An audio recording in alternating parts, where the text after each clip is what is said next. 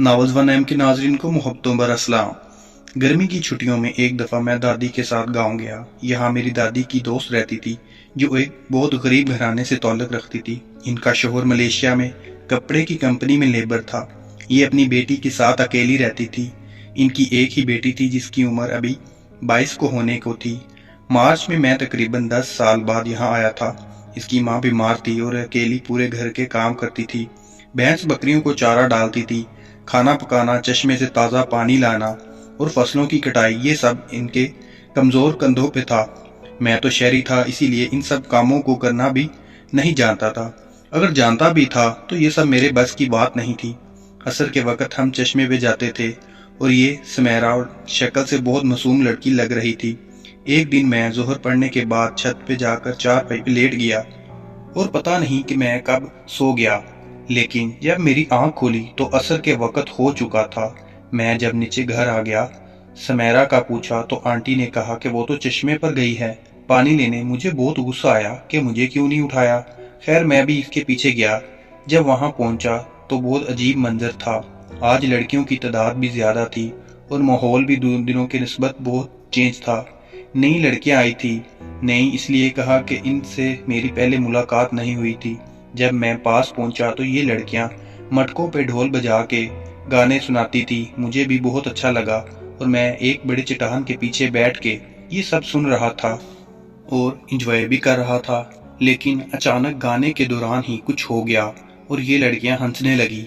सुमेरा और नसरीन एक दूसरे पर पानी फेंकती रही, जिसकी वजह से वो काफी गीली हो गई थी और इनके कपड़े बदन से चिपक रहे थे और इन दोनों के जिस्म का एक एक हिस्सा साफ नजर आ रहा था।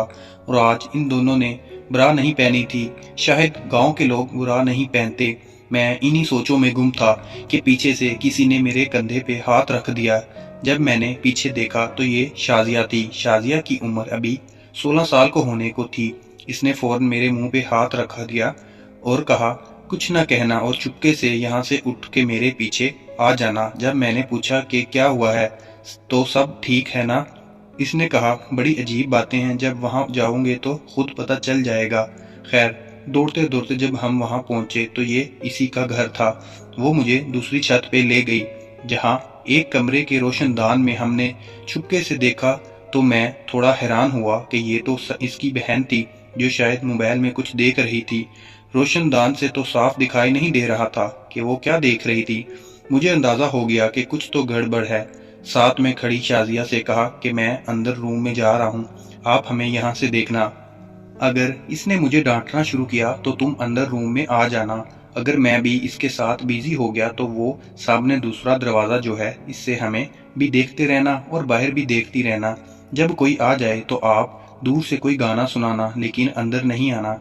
मैं सब कुछ समझा दूंगा बाद में। इसने कहा ठीक है, लेकिन इसे 16 साल मासूम को क्या पता कि ये मेरी बहन को मजे के लिए अंदर ले जा रहा है। खैर मैंने इसे अच्छी तरह से समझाया और आहिस्ता से दरवाजा खोल के अंदर गया। जब पास गया तो मोहतरमा ने मोबाइल में वीडियो प्ले की थी और मैं पीछे से ये सब देख रहा था। 2-3 मिनट तक इसी के साथ पीछे ही वीडियो देखता रहा और मजे ले रहा था। लेकिन जब मेरी नजर अपने पाँव पर लगी तो मैंने देखा कि ये तो पहले से एहतराम में खड़ा हो गया है। तो मुझसे रहा नहीं गया और कान में कह दिया कि मैं आपका पड़ोसी मेहमान हूँ। जब इसने मुझे देखा और मैंने इसे, तो हम दोनों ने एक दूसरे को पहचाना, क्योंकि एक दिन पहले सुमेरा की वजह से हमारी मुलाकात चश्मे पर हुई थी। इसने मुझे देखा और आराम से कहा, एक हाथ मेरे मुंह से हटाया और मुझसे कहा कि प्लीज अभी के लिए तुम चले जाओ, अभी बहन या अम्मी आ जाएगी, बहुत बड़ा मसला खड़ा हो जाएगा।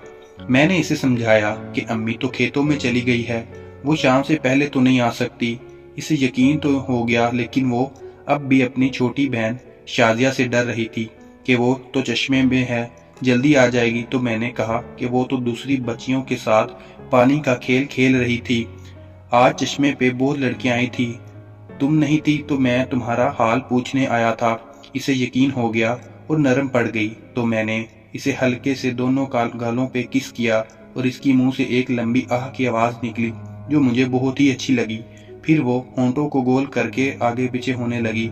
फिर मैंने कहा कि मेरा भी टाइम पूरा होने वाला है, तो वो गुस्सा होगी कि अब तो मजा आने लगा है, اب اسے نہیں چھوڑوں گی۔ پھر خود میں پیچھے ہو گیا کہ اب بہن یا امی آنے والی ہوگی۔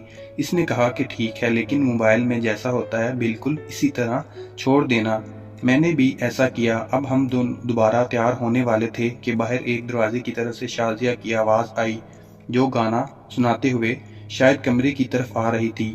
میں بھی فوراً اٹھا اور کھڑکی کی طرف گیا تازہ ہوا لینے۔ شازیہ بھی اسی طرف کھڑی تھی۔